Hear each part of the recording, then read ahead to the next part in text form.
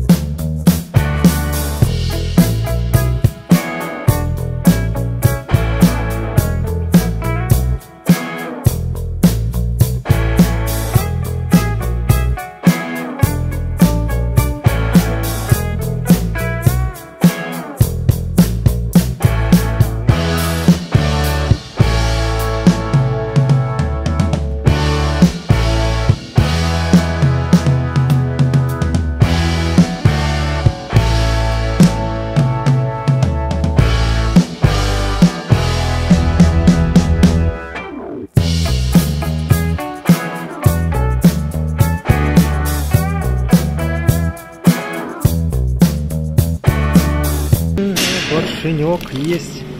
Тебе надо брать